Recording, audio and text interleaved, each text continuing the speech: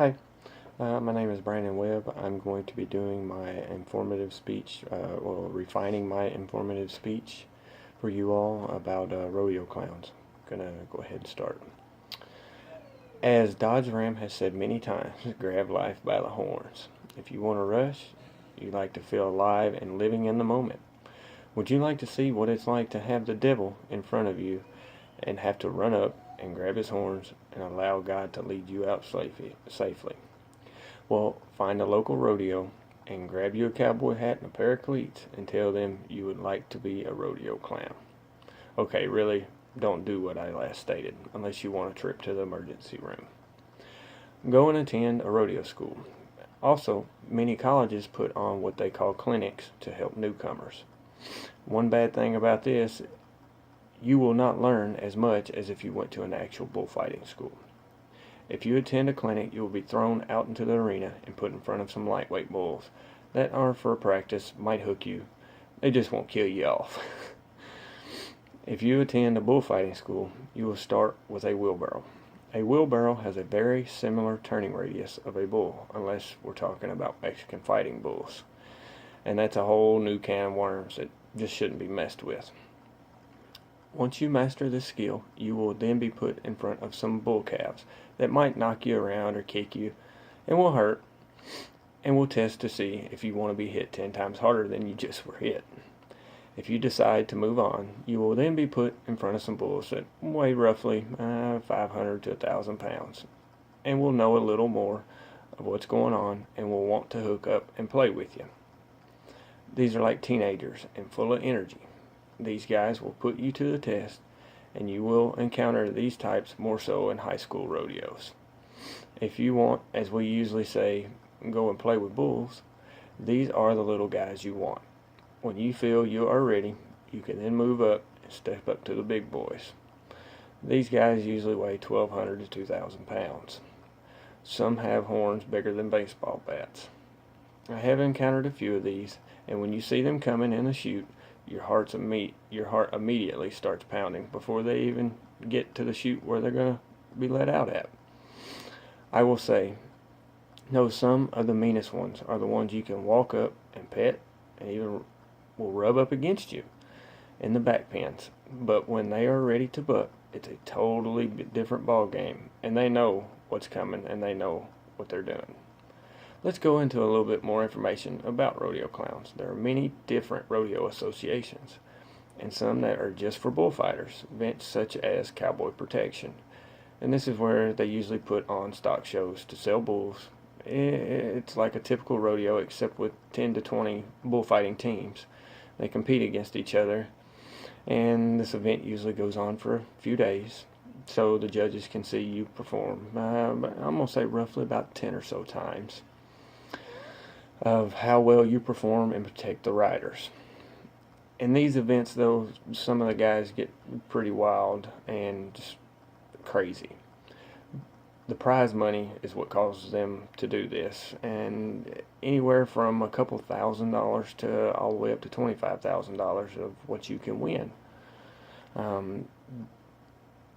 Alright, now let's go on to where the big boys play, I guess you could say. And there's two main events here that are usually showed on television, and they are both the PBR and CBR. Both of these events are for, like I said, the big leagues, and as a bullfighter here, they have many sponsors. The sponsors include Dodge Ram, Dickies, Cinch, Fox Sports, just naming a couple. Also with rodeo clowns, there are freestyle events, usually with Mexican fighting bulls. It is you and the bull, and as a clown, you have to stay with the bull and keep his attention on you. At times, they get bored of messing with you. They know that possibly they've tried to get you 3 or 4 times and can't. They'll start running off, trying to get away from you. But it's all up to you to get their attention back and bring them in as close as you can and stay in contact with them. It's usually you and the bull for 2 minutes. I personally have not done this, but have of course known a few that have, and some love it, and they love the whole freestyle, and some say they will never do it again. Mexican fighting bulls have a lot better turning radius than a typical bull. They usually weigh around 1,200 pounds. They are very fast compared to a normal bull. They, to me, are a lot smarter and are usually out for blood. With these events, you can win anywhere from $1,000 all the way up to $10,000 just for 2 minutes. I personally was more into protection and loved it. The feeling of saving someone makes you feel good about yourself and know you have the control to throw yourself on top of a hurt cowboy that's helpless to save him. It's just a rush just thinking about it. It's a great feeling when guys come up to you afterwards and they thank you for, saving them and what you've done. And when an announcer yells over the intercom and the crowd's full and look, look, there goes the clown flying. It's a good feeling. As a clown, you always want to get out scotch-free and have a good save. This is, of course, not always the case. There are many cases that happen, such as the rider getting hung up by his rope, which I demonstrated in my last speech. When getting off, his rope could hang up in his spur, and then he gets drug around the arena, and then you also have, of course, the rider possibly being knocked out.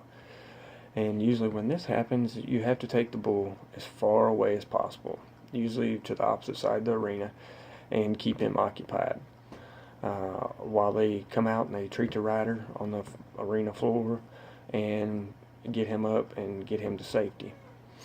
I was always too tall to be a bull rider. I guess if I would have started when I was 8, 9, 10, I wouldn't have been. But the main reason I didn't ever want to be a bull rider is I want to keep my feet planted on the ground. If you're a rider and you get on, you have to get off. Every time you get off, it's going to hurt, whether you land on your feet or your head. As a clown, you always have more control of the situation of what happens. And all of your actions depend on how the situation is going to go. Alright, now do you believe you have what it takes? If you do believe so, then go grab life by the horns and go for a spin and dance with the devil. And I want to say thank you to Teacher, and I wish all of you the best of luck, and God bless. And thank you.